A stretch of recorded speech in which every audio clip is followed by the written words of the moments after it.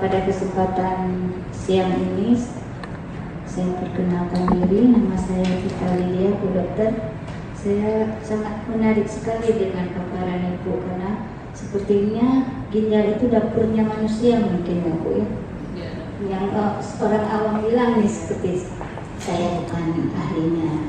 Yang ini saya tanyakan Bu, apakah ada solusi lain selain cuci darah yang kita sudah kena gagal ginjal? Yang satu lagi, boleh satu lagi ya Bu, katanya kalau kita gula darah tinggi akan mengakibatkan gagal ginjal. Bagaimana kita bisa supaya jangan sampai cuci darah juga yang punya gula darah tinggi? Baik, itu aja Bu. Dokter, terima kasih atas kesempatan ini. Assalamualaikum warahmatullahi wabarakatuh. Ini kita terima dulu beberapa pertanyaan atau mau dijawab langsung Bu Dokter? Atau ada yang mau tanya lagi? Seri ya? Biar saya nanya.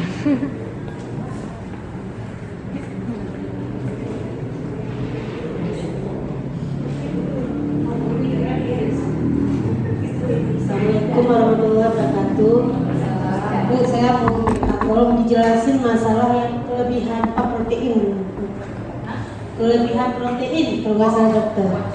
Bocor. Nah, itu penyebabnya kenapa? Itu aja Dok. Assalamualaikum warahmatullahi wabarakatuh.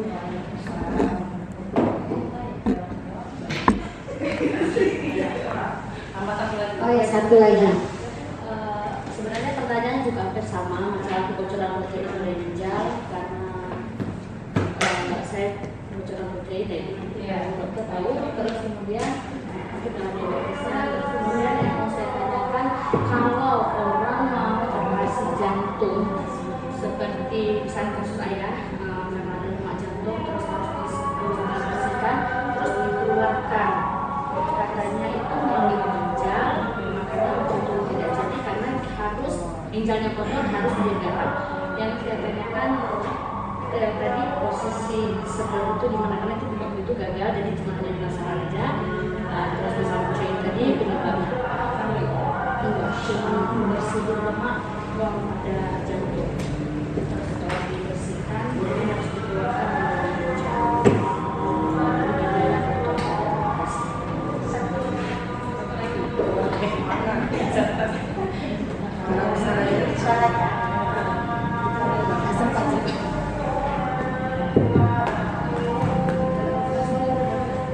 Assalamualaikum warahmatullahi wabarakatuh.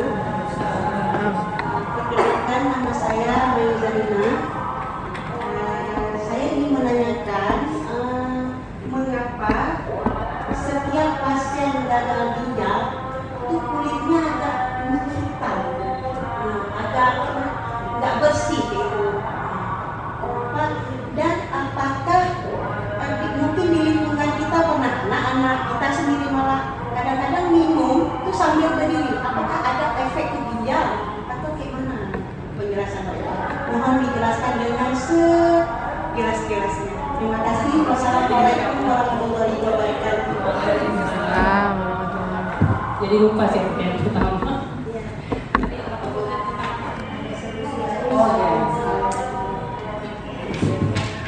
Jadi Bu ya, tadi kan sudah saya bagi dua tuh istilah terminologi akut atau kronik tadi. Tapi apabila kita jumpai AEUEO tadi yang asidosis berat, sesak berat, overload, nggak bisa kencing, tiba-tiba nggak bisa kencing, orangnya udah apa-apa, itu ada cerita kreatinin udah meningkat, detik itu juga kita siapkan mencuci darah. Mengenai cuci darah lagi berkelanjutan atau enggak, kita lihat nanti evaluasinya dan hasil USG ginjalnya bagaimana. Kalau dia akut, masih kelainannya belum 3 bulan dan kondisi ginjal pada waktu kita USG itu masih bagus, ada kemungkinan dia tidak cuci darah lagi. Nah, tapi yang terburuk pun terjadi, misalnya ginjal udah kecil dan pasien kita putuskan dia harus cuci darah seumur hidup 2 kali seminggu.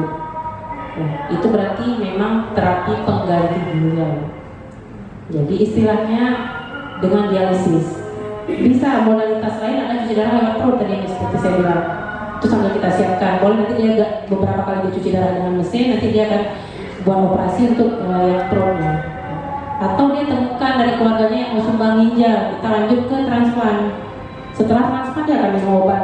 Memang mau minum obat seumur hidup juga, tapi dia tidak cuci darah lagi karena dia sudah terima ginjal baru. Dia cuma minum obat supaya ginjal barunya itu tidak ditolak. Gitu. Jadi saya suka membesarkan juga pasien yang pada ujung-ujungnya dia harus menerima kenyataan bahwa dia harus cuci darah 2 kali seminggu. Saya katakan bahwa ibu masih bersyukur sakitnya sakit ginjal. Seandainya kanker ataupun sakit jantung nggak ada mesinnya, kalau cuci darah masih ada mesin cuci darah. Malah di luar negeri ada yang sangat kaya bisa beli cuci darah di rumah, 1 mesin ya bisa. Cuci darah dengan pro juga bisa ganti cairan 4 kali sehari. Jadi dia sendiri aja. Kalau udah ganti cairan tuh 20 menit selesai, kayak orang ke kamar mandi aja. Jadi gitu dia pun bisa pergi-pergi, umroh dan keluar-keluar. Kalau cuci darah dengan mesin kan harus terikat 2 kali seminggu, harus datang ke unit cuci darah. Terus yang kedua tadi itu gula darah tinggi. Jadi gula darah tinggi itu orang sakit. Dulu kalau orang sakit diabetes itu ujung-ujungnya nggak tertolong karena belum ditemukan insulin, Bu. Kalau sekarang kan udah ada insulin. Jadi orang yang diabetes adalah kelainan di pankreas. Sebenarnya diabetes itu ada tipe 1 dan tipe 2. Kalau tipe 1 dia karena pankreasnya ada autoimun. Kita bicara yang 80% ada, itu karena tipe 2. Jadi pankreasnya udah nggak mampu untuk menghasilkan insulin yang dicukupkan yang adekuat yang dibutuhkan oleh badan. Sehingga pada waktu kita makan lonjakan gula darah. Kenapa dipecah karbohidrat itu? Normalnya setiap ada kadar glukosa akan ditangkap insulin, masukkan ke sel, dipakai istilahnya, disimpan. Pada orang diabetes, gula sangat tinggi dalam darah, tapi insulinnya nggak ada yang nangkap. Jalan-jalan aja dari pipa-pipa pembuluh darah, dia gulai semuanya, termasuk sel darah merah. Eritrosit itu dia gulai, namanya kita periksa HbA1c. Berapa kadarnya? Itulah yang tingkat eritrosit yang udah digulai sama si glukosa tadi. Jalan-jalan keliling-keliling, dia nggak ada yang nangkap. Keluar lewat urin manis, namanya kencing manis. Makanya peran dari insulin adalah menangkap glukosa tadi supaya bisa dipakai. Jadi apa yang harus kita kontrol nih orang penderita diabetes? Maka dia akan tiap bulan akan mengecek kadar HbA1c per 3 bulan ya. Minimal dilihat proteinuri. Kan protein yang bocor di dalam urin itu normalnya tidak ada. Tapi kalau misalnya ada protein yang bocor berarti ada sebabnya. Bisa jadi ginjalnya udah mulai terkena dampaknya, atau ada proses lain, apakah infeksi saluran kemih, itu bisa juga proteinnya keluar gitu. Itu yang harus kita evaluasi. Jadi kan kita berupaya dosis insulinnya tuh cukup. Itu yang kita naikkan cuman konsultasi sama dokter kalau mengenai dosisnya tadi. Sampai kita tidak temukan lagi komplikasi, untuk kita menghindari terjadinya komplikasi. Makanya kita harus menjaga tekanan darah normal, karena tekanan darah itu di paling ujung itu yang paling keras dampaknya. Di mata, retina, kan kecil kali itu halus. Bisa jadi kebutaan yang mendadak kalau orang terlalu tinggi tensi. Kapiler-kapiler yang ada di gelang-gelang tadi itu pengaruhnya besar kalau dia tekanan darah sampai 200. Yang kalau di otak namanya stroke, pecah pembuluh darah. Jadi tergantung daerahnya. Kalau di otak namanya stroke, kalau di ginjal namanya gagal ginjal akut, kalau di jantung koroner. Jadi tergantung di mana nih penyebabnya. Jadi kalau kita menghindari itu tadi, makanya kita perlu kontrol untuk penderita diabetes. Jadi diabetes itu sebenarnya tidak menakutkan. Biasa aja orang dengan diabetes, kan di mana-mana hampir semuanya populasi diabetes, tapi dia terkontrol. Kan kebantu boleh vaksin nggak saya diabetes? Diabetesnya bagaimana? Kalau diabetes yang tidak terkontrol 600 dengan koma ketoasidosis nggak boleh vaksin. Tapi kalau dia udah terkontrol selama ini nggak masalah, dia kan kayak orang normal. Kemudian yang masalah bocor ginjal ya, kelebihan proteinnya, istilahnya tuh bocor ginjal. Jadi bocor ginjal ini sebabnya macam-macam, Bu. Bisa karena proses infeksi, ya, bisa karena autoimun, lupus, atau penyakit-penyakit imun, banyak sejumlah penyakit itu, namanya macam-macam penyakit imunnya. Itu biasa pada usia muda, Bu, 30-20 tahun muncul tadi, bengkak-bengkak gitu. Kalau orang diabetes, proteinuri juga bocor juga dia, karena saringan juga terdampak. Jadi kalau kita jumpai proteinuria yang Enggak, idealnya itu adalah kita lakukan biopsi ginjal, dicucuk sedikit, ditembak, ya itu ya, ada ambil sedikit jaringannya dilihat. Ini kelainannya imun atau yang lain. Tapi pastikan dia tidak menderita diabetes, pastikan dia tidak ada mengidap penyakit hepatitis atau HIV, karena itu juga bisa gejala yang sama. Jadi munculnya protein yang bocor itu banyak sebab. Salah satunya adalah bisa karena proses imun, lupus misalnya, atau pada nefropati diabetik istilahnya. Kalau orang diabetes yang tidak terkontrol, ada protein ini, ada protein yang bocor, namanya nefropati diabetes. Harus kontrol, tergantung penyebabnya. Kalau penyebabnya lupus, maka obatnya olah obat penekan imun. Kalau penyebabnya gula yang tidak terkontrol, makanya obatnya adalah kendali diabetesnya. Makanannya tergantung penyebab juga. Ikut ya, pokoknya apa kita harus cari penyebab dulu. Makanya kalau kita jumpai lab yang tidak normal, misalnya salah satu, bisa urin aja. Sering tuh anak sekolah protein positif 2 atau adanya sel darah merah dijumpai yang menetap di dalam urin, istilahnya hematuri. Nah itu kita harus cari tahu sebabnya ini kenapa nih. Bisa jadi ada tumor kah di saluran ininya, atau memang ada proses imun. Harus dicari datanya, harus dilengkapi data. Jadi istilahnya kalau di kedokteran itu lengkapi data dulu. Satu hal yang data tentukan, kita harus cari data lain. Karena ada penyakit tertentu yang mendasarinya. Jadi alarmnya udah tahu tadi ya. Orang sering dianggap sepele kalau periksa urin, malas. Padahal itu penting, itu jendela untuk kita tahu kesehatan ginjal sebenarnya, periksa urin. Jadi kalau di puskesmas itu wajib tuh, darah rutin, urin rutin. Setelah itu mau dicari tahu lagi boleh ya. Itu pemeriksaan wajib sebenarnya. Ibu tadi berdiri ya, gak apa, minum sambil berdiri ya Bu ya. Sebelumnya apa yang ditanyakan? Oh hitam tadi ya? Ya saya bilang yang berdiri dulu ya Bu ya. Sebenarnya minum sambil berdiri, kita nggak usah membayangkan ini ginjal kayak tong ya, air. Enggak. Ginjal itu kan melalui pembuluh darah tadi, ada aferen di kapiler, prosesnya panjang. Jadi bukan air masuk kayak kita gambaran dan nonton film kartun langsung ke ginjal, enggak. Jadi bukan masuk ke dalam tong gitu bukan. Jadi kalau kita minum sambil berdiri itu sebenarnya itu seadabnya aja yang tidak baik, atau kondisi buru-buru atau itu tidak baik. Sebenarnya tidak ada hubungan langsung ke ginjal. Yang mempengaruhi malah kecukupan. Kalau kita kurang minum ya pasti ginjal akan terpengaruh. Kalau mengenai orang yang tambah hitam, Ibu itu kejadiannya keluarga ada yang cuci darah ya? Sering saya lihat. Orang cuci darah memang. Sering saya lihat di rumah sakit. Iya. Ibu tugasnya apa? Saya di Kapil loh. Oh. Enggak ada Sering kunjungi ya? masyarakat kampung.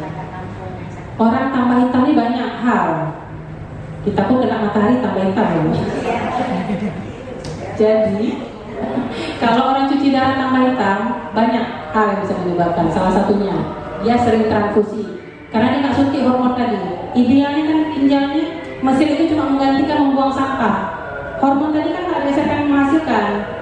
Jadi dikasih lah kayak ibaratnya insulin yang harus disuntik 2 kali seminggu, sama kayak dia cuci darah juga. Itu bersyukur di tipe A general ini dapat. Kalau klinik kecil cuci darah nggak dapat hormon tadi. Kalau dibeli lumayan juga, seharga insulin juga. Sering dianggap nggak tahu, mungkin kita nggak menyalahkan pasien, mungkin kurang dikasih edukasi ya. Jadi dia nggak merasa penting hormon tadi, dia suntik ini. Sehingga HP kan, emang takut mau cuci darah nggak bisa tambah darah lagi. Sering kali tambah darah, apa yang terjadi? Besi numpuk di badan. Itulah salah satu bisa menyebabkan dia tambah hitam, besinya banyak. Jadi Iron Man, jadi penderungnya. Besinya banyak ya. Jadi besi tadi saya numpuk di kulit juga numpuk di organ-organ dalam. Kemudian gizinya biasa kurang orang cuci darah. Kenapa? Memang ada yang 20% gizinya bagus, tapi hampir sebagian besar gizinya kurang. Tinggal kulit, otot kanan tuh kulit aja kan keriput kemakin. Kita kalau tambah gendut kayaknya tambah kinclong ya, merekah ya kan. Tapi orang udah kurus, udah ini tambah lah hitamnya. Itu salah satu juga dari gizi. Kemudian sumber air, misalnya sumber dari instalasi air itu bisa juga pengaruh kadar mineral. Tambah lagi kena matahari, karena pakai pelindung tabir surya. Jadi banyak hal sebenarnya kenapa dia tambah hitam. Itu kan kalau kita ada satu pasien sebenarnya kita ngumpul data nih. Makanya kan kalau dokter itu kan kita cari data, periksa gitu. Ada lagi? Hitam di kaki itu berarti ada gangguan pembuluh darah di situ. Berarti ada yang lancar. Misalnya selulitis itu radang di situ atau ada sumbat. Idealnya kita lakukan USG Doppler untuk melihat lancar atau enggaknya ada sumbatan atau. Kalau anak-anak yang gagal ginjal biasanya Itulah sebagian besar imun. Banyak kok anak-anak cuci darah juga. Tensi bisa jadi ke 160, 180. Bisa jadi nggak tahu sesak berat atau maksudnya. Biasa imun, hampir sebagian besar juga proses imun. Tapi naik darah kita sampai 110 aja bedanya. Kalau naik darah 500 juga bukan naik darah. Itu ada sesuatu yang serius kalau itu. Yang lain hipertensi emergensi atau hipertensi urgensi itu sebagai besar penyakit ginjal. Itu karena protein. Ya. Jadi kalau kita buat kue kayak kocokan telur, kalau kita jumpai pasien dengan kadar protein di dalam urinnya banyak, pada laki-laki itu sering ya, karena di pancarnya itu kan.